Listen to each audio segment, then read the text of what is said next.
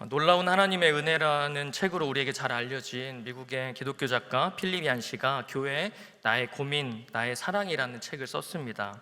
오랜 시간 교회 공동체 가운데 있었지만 그 가운데 받은 상처가 있어서 교회를 떠났다가 다시 교회에서 희망을 발견하고 돌아온 그런 이야기입니다. 근데 이 책을 읽지 않아도 이 제목만 봐도 교회를 다닌다고 한다면 한 번쯤 우리가 곱씹어 볼 만한 그런 이야기인 것 같습니다. 우리는 교회 안에서 사랑을 받고 참 기쁨을 누리지만 때로는 아픔도 있기도 하고 또 교회를 고민할 때도 있습니다. 교회는 사랑하는 대상이 되기도 하고 고민이 되는 그런 공동체인 것은 부인할 수 없는 것 같습니다. 이런 교회가 어떻게 우리에게 찾아왔고 교회를 처음 세우고자 하신 하나님의 마음은 어떠한 것이었는지를 돌아보며 우리가 다양한 교회에 대한 생각들을 가지고 있는데 그것을 좀 더 성경적인 관점에서 이해하고 생각하는 시간이 되었으면 합니다. 바라기는 오늘 본문의 예수님과 베드로의 이 대화를 통해서 교회에 대해서 조금 더 바르게 이해하고 공동체를 아름답게 세워나가는 우리 모두가 되기를 간절히 축원합니다. 첫째, 따라하겠습니다. 교회는 예수님을 고백하는 공동체입니다. 예수님께서 제자들과 함께 북쪽 지역에 빌립보 가이사랴를 여행하고 계실 때였습니다. 그곳은 헐몬산 기슭에 있었고 아름답고 풍요롭고 비옥한 도시입니다. 이곳에서 예수님은 제자들에게 자신이 누구인지에 대해서 물으시고 제자들의 대표격인 베드로가 대답합니다. 그 대답이 16절에 나와 있는데 그 16절의 말씀을 읽기 전에 이 응답을 들으시고 예수님이 어떻게 반응하시는지 17절과 18절의 말씀을 먼저 함께 읽도록 하겠습니다. 예수께서 대답하여 이르시되 바요나 시몬아 내가 복이 있도다. 이를 내게 알게 한 이는 혈육이 아니요 하늘에 계신 내 아버지시니라. 또 내가 내게 이르노니 너는 베드로라. 내가 이 반석 위에 내 교회를 세우리니. 아멘. 예수님은 베드로의 신앙 고백이 복되다라고 말씀하시고 그리고 그 위에 교회를 세우겠다라고 하십니다. 베드로의 이 복된 신앙 고백, 교회를 세우는 이 신앙 고백은 너무나 단순하지만 본질적인 고백입니다. 본문 16절의 말씀입니다. 시몬 베드로가 대답하여 이르되 주는 그리스도시요 살아계신 하나님의 아들이시니이다. 아멘. 베드로의 이 고백을 원문으로 직역하면 간단하지만 당신은 그리스도 살아계신 하나님의 아들이십니다 라는 것입니다. 예수님, 그리스도 살아계신 하나님의 아들. 우리에게는 너무나 자연스럽고 당연한 고백입니다. 하지만 지금까지 이런 고백을 한 사람은 없었습니다. 예수님을 능력 있는 선지자 정도로는 보았지만 이렇게 하나님 마음에 합당하게 고백한 사람은 아무도 없었습니다. 예수 그리스도 살아계신 하나님의 아들, 이 말이 무슨 의미인지를 함께 좀 돌아봤으면 좋겠는데요. 그리스도란 말을 먼저 한번 살펴보았으면 좋겠습니다. 그리스도란 말은 기름 부음 받은 자라는 뜻입니다. 기름 부음 받은 자. 구약에서는 히브리어로는 메시아라는 말이 헬라어로 바뀔 때에 이렇게 그리스도라고 쓰여지게 됩니다. 구약에서 기름 부음 받은 자는 누구입니까? 제사장, 선지자, 왕에게 기름을 부어서 하나님의 택함 받은 자다, 하나님께서 임명하신 자다라는 그런 징표로 그렇게 쓰여지고 있습니다. 예수님을 그리스도다라고 한 것은 하나님께서 택하시고 임명하셔서 예수님이 이제 제사장과 선지자와 왕의 역할들을 함으로 자신의 백성을 구원하여서 복된 인생으로 이끌어주시는 구원자다라는 것을 고백하는 말입니다. 이것이 바로 예수님 그리스도라는 말에 담겨져 있는 의미입니다.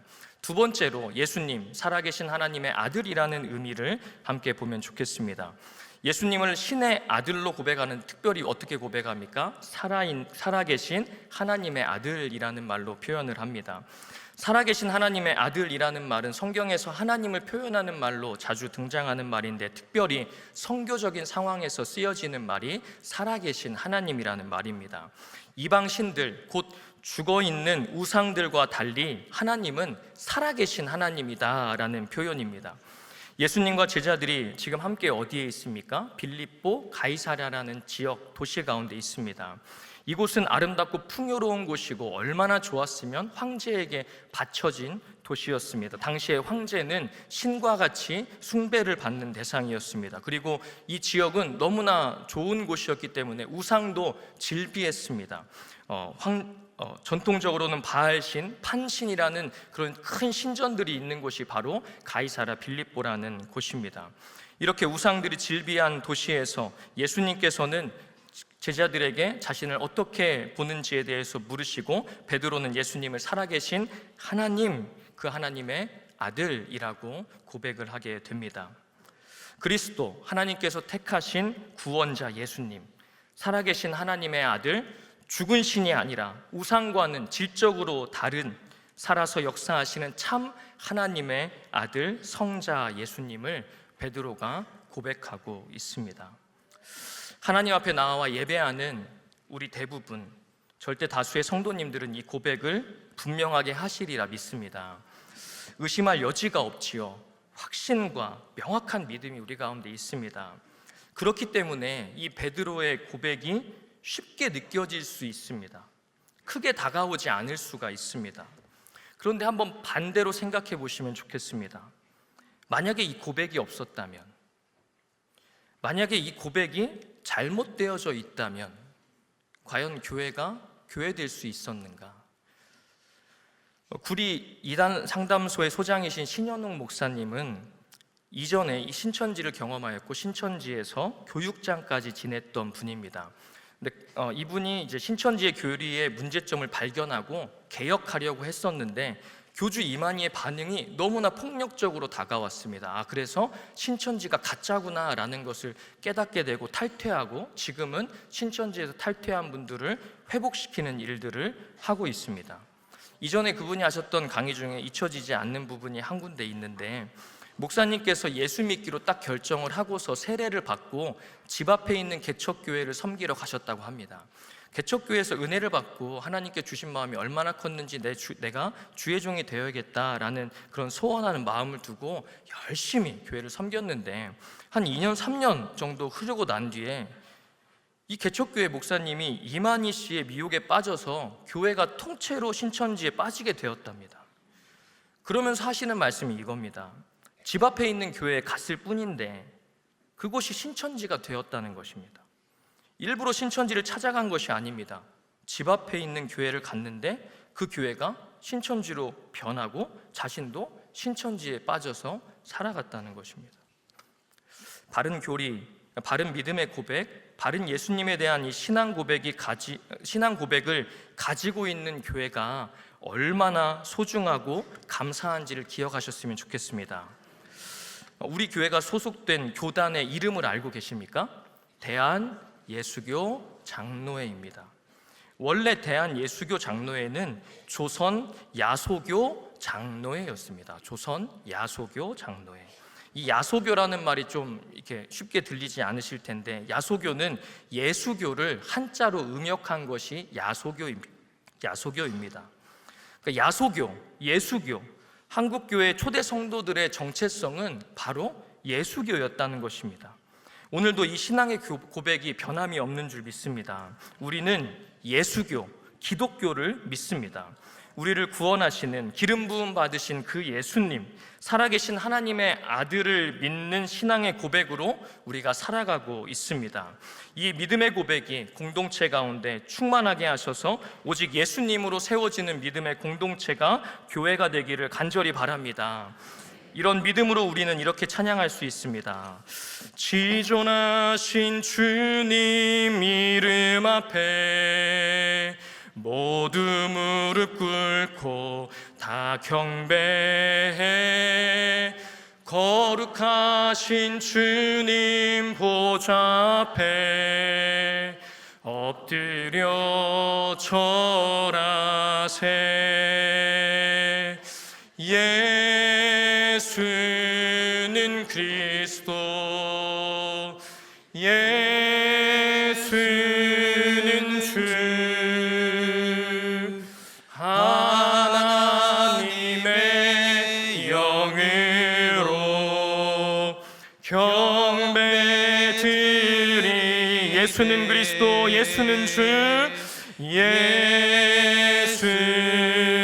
그리스도.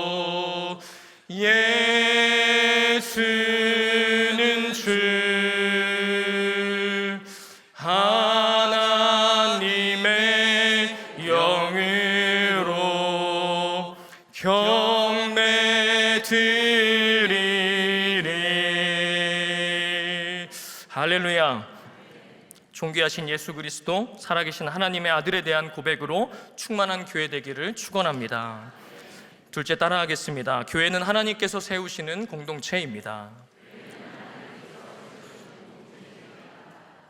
교회는 어떻게 세워진다고 생각하십니까? 소위 목이 좋은 곳에 교회가 잘 세워지게 되는 것일까요?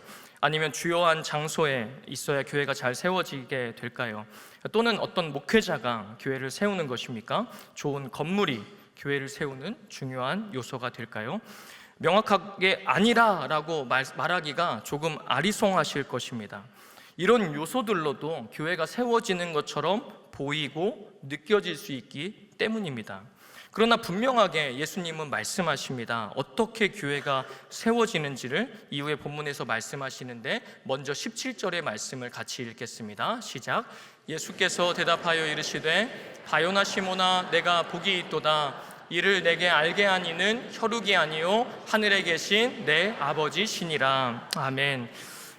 먼저는 베드로의 신앙 고백에 대해서 예수님께서 평가하고 분석하십니다. 예수님은 먼저 베드로의 신앙 고백이 복되다라고 짚으시면서 바요나 시몬, 즉 요나의 아들 시몬아, 내가 복이 있다라고 말씀하십니다.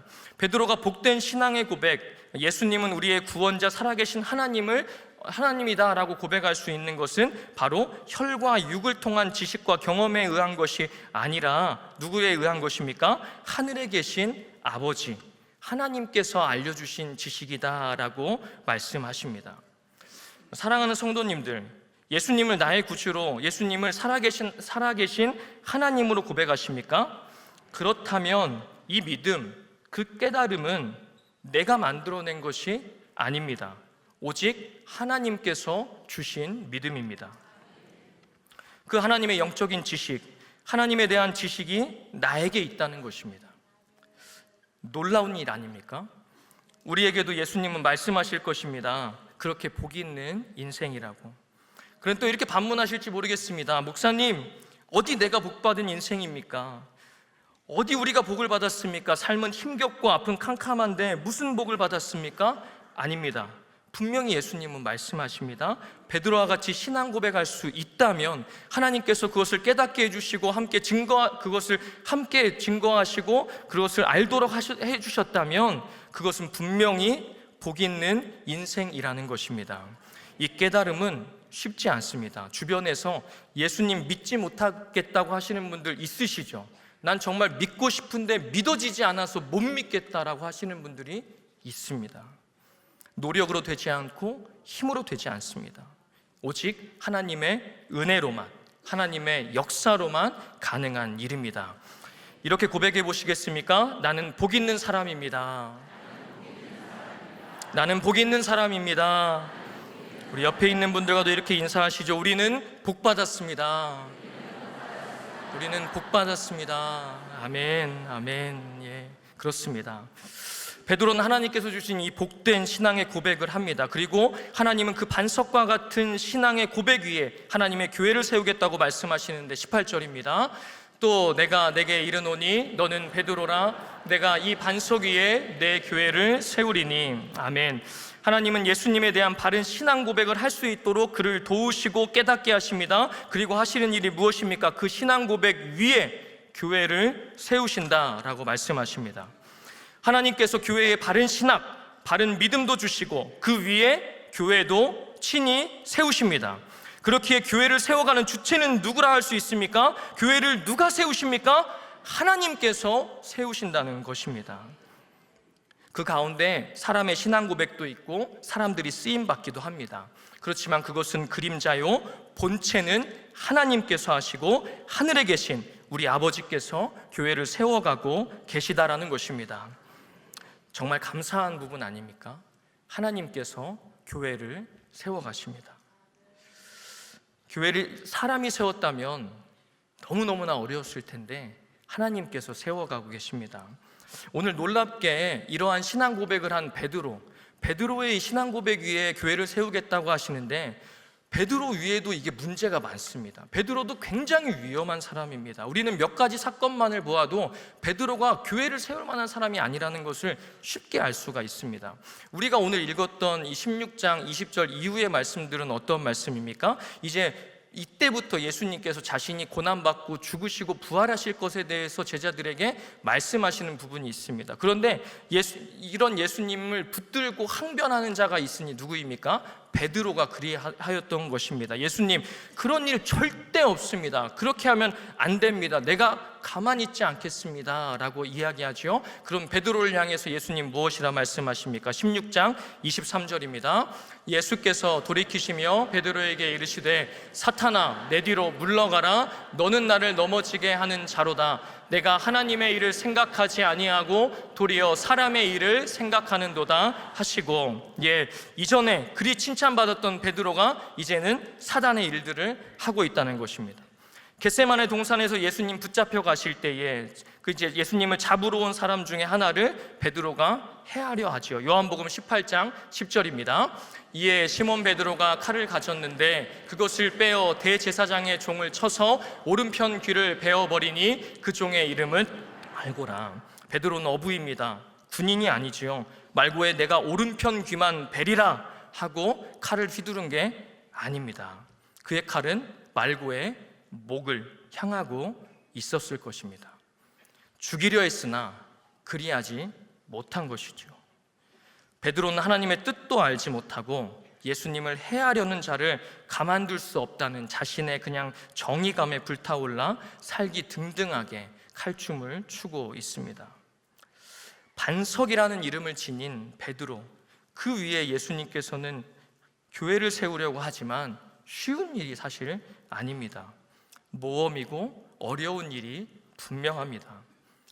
그런데 하나님께서 이 어려운 일들을 하십니다. 하나님께서 교회를 세우시기에 가능한 일이라 할 수 있습니다. 헬라어로 물고기는 익투스입니다. 익투스. 5글자로 이렇게 되어져 있죠. 그래서 삼행시와 같이 앞글자를 따서 신앙의 고백을 만들었는데, 이런 헬라어로는 이렇습니다. 예수스 크리스토스 데우스 휘오스 소테르라는 말입니다. 여러분 다 아는 말입니다. 예수 그리스도 하나님 아들 구원자라는 뜻이 이 한 글자 한 글자를 따서 만든 그런 말입니다. 박해의 시대의 성도들은 신앙을 지키기 위해서 좁은 통로로 만들어진 캄캄한 지하 감옥인 카타콤으로 들어갔습니다. 이곳에서 이 기독교 그리스도인들의 상징인 익투스가 많이 그려져 있습니다. 이 신앙의 고백을 통해 성도들은 자신의 신앙을 지키고 교회 공동체는 생명력을 유지해 갔습니다. 그리고 이 모든 것을 하나님께서 이끌어 오고 계셨습니다. 하나님께서 하시지 않았다면 도저히 설명할 수가 없습니다. 하나님은 2000년 동안 교회를 세우고 교회를 통해서 이 구원의 역사를 능력 있게 감당하고 계십니다. 한 번도 끊임이 없었고, 굴곡이 있고 증감은 있어 보일지 모르고, 또한 북한 교회 지하교회와 같이 눈에 보이지 않을지는 모르지만 하나님께서는 교회를 세우고 계십니다. 그 일을 오늘까지 잘하고 계십니다. 그렇게 오늘도 이 믿음의 고백이 분명하기를 소망합니다. 교회는 하나님의 것이고 하나님께서 교회를 세워 가십니다. 베드로라는 사람이 교회를 세운 것이 아니라 그가 했던 이 신앙의 고백, 사실 그 신앙의 고백의 의미도 잘 알지 못하였음에도 불구하고 하나님께서는 그 고백을 받으시고 그 고백 위에 교회를 세워 가신 것입니다. 오늘까지 온 세계와 열방에 교회를 그리 세워가신 이 하나님을 신뢰하고 하나님과 함께 교회를 세워나가는 우리 모두가 되기를 간절히 바랍니다. 우리 마지막 세 번째 함께 읽겠습니다. 교회는 구원의 능력을 가진 공동체입니다. 본문 18절과 19절 말씀입니다. 또 내가 내게 이르노니 너는 베드로라. 내가 이 반석 위에 내 교회를 세우리니 음부의 권세가 이기지 못하리라. 내가 천국 열쇠를 내게 주리니 내가 땅에서 무엇이든지 매면 하늘에서도 매일 것이요 내가 땅에서 무엇이든지 풀면 하늘에서도 풀리리라 하시고. 아멘. 베드로의 이 온전한 고백 위에 하나님께서는 교회를 세우십니다. 그리고 어떠한 역할을 감당해야 되는지 18절과 19절에 말씀하시는데, 18절에 음부의 권세가 이기지 못하는 공동체, 19절에 매고 풀 수 있는 능력이 있는 공동체다라고 말씀하십니다. 18절에 음부의 권세는 어떠한 말인가? 좀 더 정확히 번역한다면 음부의 문들이라고 번역할 수가 있습니다. 음부는 죽음이라고 이해하시면 좀 더 쉬울 것 같습니다. 죽음의 문들. 이 죽음의 문들이 이기지 못하는 그런 공동체가 바로 교회 공동체라는 것입니다. 죽음이 가까이 다가와 많은 사람들의 마음을 어렵게 만들고 음부가 우리의 삶을 막 이렇게 휘저지라도 이 음부의 문들이 교회만큼은 이기지 못한다라는 말씀입니다. 그리고 이 문이라는 것은 도시 전체를 감싸고 있는 그곳이라 할 수 있기 때문에 이 음부의 죽음의 모든 권세들을 다 일컫는 말입니다. 그러니까 모든 죽음의 권세가 교회를 해치지 못한다라는 것이지요. 반대로 더 적극적으로는 이 음부의 권세, 죽음의 권세를 교회가 깨뜨린다라는 것이 이 음부의 권세가 교회를 이기지 못한다라는 말에 담긴 의미입니다. 19절에서는 또 어떻게 말씀하십니까? 천국 열쇠를 주겠다 하시고, 그리고 땅에서 매고 풀 수 있는 권위까지 주겠다라는 것이 바로 교회에게 허락하신 그 능력 있는 모습입니다. 열쇠라는 것은 열쇠를 쥐고 있는 사람의 권세가 담겨져 있는 말입니다. 천국의 열쇠, 하늘의 열쇠, 문을 열 수 있는 이 베드로의 권위를 강조하는 말이지요. 이사야 선지자의 예언이 반영되어져 있습니다. 이사야 22장 22절 말씀, 내가 또 다윗의 집의 열쇠를 그의 어깨에 두리니 그가 열면 닫을 자가 없겠고 닫으면 열 자가 없으리라. 아멘. 지옥에도 문이 있듯이 천국에도 문이 있어서 베드로에게 또한 많은 제자들에게 천국 열쇠를 주시고 천국 출입 통제를 할 수 있도록 맡기신다라는 것입니다. 그리고 이 천국 열쇠와 함께 매고 푸는 권세를 주셨다 하는데, 이건 당시 랍비들의 모습을 보면서 이해할 수가 있습니다. 맨다, 푼다, 즉 금지하는 것 또는 하도록 하는 것, 이것을 당시 랍비들이 하도록 했습니다. 그래서 이러한 것들, 금지할 것은 금지하고 해야 되는 것들은 할 수 있도록 이야기하는 것이 바로 교회에 주신 그런 모습이었습니다. 그런데 이게 단순하게 그냥 가르치는 것으로 끝나는 말이 아니라고 합니다. 이것은 굉장히 정치적이고 사법적으로 권한을 가진 것, 즉 정죄와 용서를 할 수 있는 공동체, 심판권과 사죄권을 가지고 있는 공동체가 바로 교회다라는 것을 말씀해 주신 부분입니다. 요한복음 20장 23절의 말씀입니다. 너희가 누구의 죄든지 사하면 사하여질 것이요 누구의 죄든지 그대로 두면 그대로 있으리라 하시니라. 아멘. 예수님께서 부활하셔서 제자들을 찾아와 하신 말씀입니다. 구원받을 사람들을 천국 열쇠를 통하여서 천국으로 인도합니다. 이 땅에서 금할 것들은 금하고 허락할 것들은 허락합니다. 이러한 권한이 바른 믿음을 가지고 신앙 고백을 했던 베드로와 제자들에게 주신 특별한 권한이었습니다.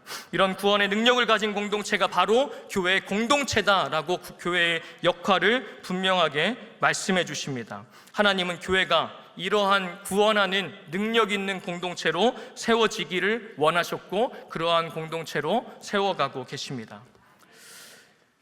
한번 생각해 보시면 좋겠습니다. 비유적인 말인데요. 제가 작년에 이제 12월에 결혼한 지 18주년이 됐습니다. 그렇게 안 보이시죠? 예. 이럴 줄 알고 말씀드렸습니다. 첫째가 이제 고3 됐습니다. 잘하지. 예, 주여. 예. 제가 오늘 이제 3부 예배 설교하고 4부 예배 또 해야 되는데, 한번 예배 드릴 때 보니까 한 10,000단어 정도 얘기하는 것 같습니다. 남자로서 10,000단어 얘기하는 건 참 어려운 일이죠. 제가 한 20,000단어 정도 얘기하고 성도님들 만나면 조금 더 하겠죠. 집에 가서 제가 말을 잘 안 합니다. 예, 말할 힘이 없습니다. 근데 만약에 그래도 제 아내랑 사이가 나쁘지 않습니다. 괜찮습니다. 네, 지낼만 합니다. 네, 괜찮아요. 네. 이제 제가 뭐 사역도 열심히 하고 사례비 들어오는 거 뭐 아내한테 잘 주고 아이들 뭐 이렇게 잘 키우고 이렇게 하면 제 역할이 다 끝난 게 아니죠. 예, 아버지로서, 남편으로서 아내와 자녀들을 돌보고 같이 이야기하고 교제하고 이렇게 살아가는 게 제 본분이 아니겠습니까? 예, 아무리 뭐 사역을 일을 잘한다고 무엇이겠습니까? 가정에 또 돌봐야 될 분들을 잘 이렇게 섬기는 것도 하나의 일이겠죠. 그런데 교회로서도 마찬가지입니다. 이 교회의 본질적인 사명, 오늘 주신 본질적인 사명이 무엇입니까? 음부의 권세를 깨뜨리는 것, 그리고 메고 푸는 일들을 감당하는 것, 천국의 열쇠를 통해 구원하는 심령들을 계속해서 일으키는 것들을 교회에서 감당해야 되는데 다른 건 다 잘해. 선한 일도 너무 잘하고요, 지역도 너무나 잘 섬겨요.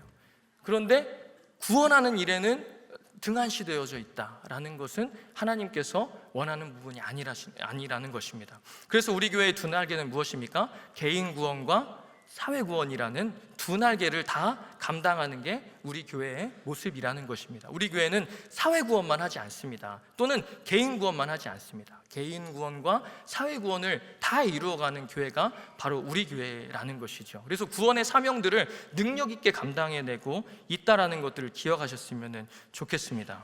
이 죽음의 권세를 깨뜨리고 천국 열쇠를 가지고 또는 때때로 메고 푸는 이 구원의 역사들을 감당하는 이런 역할들을 베드로가 언제 했는가? 사도행전 15장에 보시면 이러한 일들이 있었습니다. 이제 유대인 그리스도인들이 이방인들이 구원을 받는 것을 보면서 이야기하는 게 저들이 이제 모세의 율법대로 할례를 받아야 된다는 이야기를 자꾸 던지는 겁니다. 근데 이 바울의 마음, 바울과 함께 이방인 선교를 하였던 지체들이 이거는 말도 안 되는 겁니다. 아니 그게 아니라 예수님으로 인하여 구원받는 거지 할례를 받는다고 구원받는 거냐, 이러한 일들이 막 분란들이 일어나니까 사도들이 예루살렘으로 모으지요. 그래서 예루살렘 공의회가 열리는 게 사도행전 15장의 말씀입니다. 이 15장의 말씀에서 베드로와 야고보가 이야기하는데 베드로가 일어나서 이러한 말씀들을 합니다. 사도행전 15장의 말씀인데요, 10절과 11절만 제가 읽겠습니다. 10절과 11절 같이 읽을까요? 시작. 그런데 지금 너희가 어찌하여 하나님을 시험하여 우리 조상과 우리도 능히 매지 못하던 멍에를 제자들의 목에 두려느냐? 그러나 우리는 그들이 우리와 동일하게 주 예수의 은혜로 구원받는 줄을 믿노라 하니라. 아멘. 분명하게 베드로는 이야기합니다. 다른 멍에를 주지 말라. 예수님의 은혜로 구원받는다라는 것을 통하여서 그들을 매지 않고 분명하게 풀어주고 그들을 구원으로 초청하여서 이제는 이방인 선교가 더욱더 활발하게 이루어질 수 있도록 하는 능력의 역사들을 감당한 것을 볼 수가 있습니다. 오늘도 하나님께서는 이 교회를 통해서 이 복음의 사명을 감당하여서 많은 영혼들을 구원하고 계십니다. 교회는 이렇게 능력 있는 공동체입니다. 죽음의 권세가 사람들을 찾아다닐 때 교회는 그 죽음의 권세를 깨뜨리고 천국 열쇠로 사람들을 영원한 생명으로 인도하는 역할을 감당합니다. 이 놀라운 사명을 능력 있게 감당할 수 있기를 간절히 소망합니다.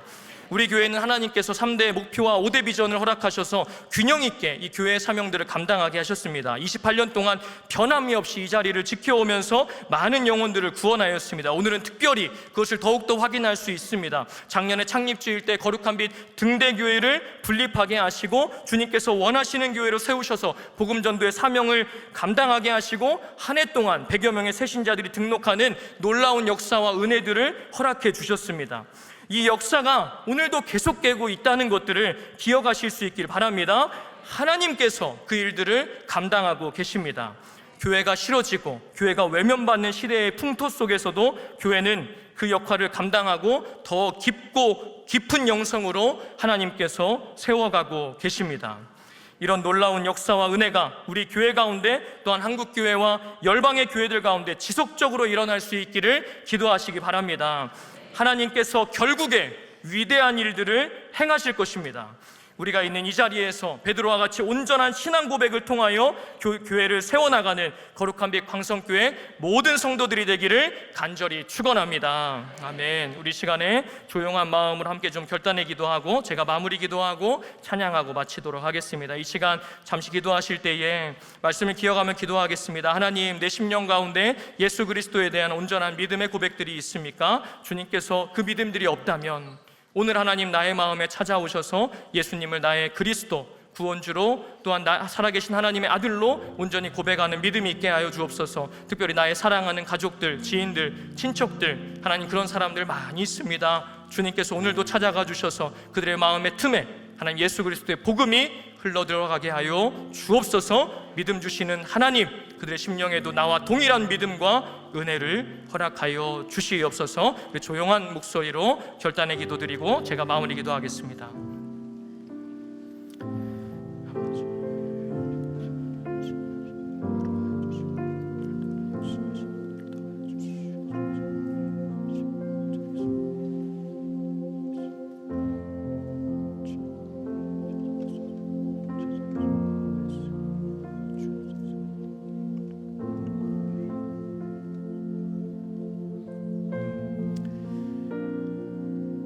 기도하겠습니다.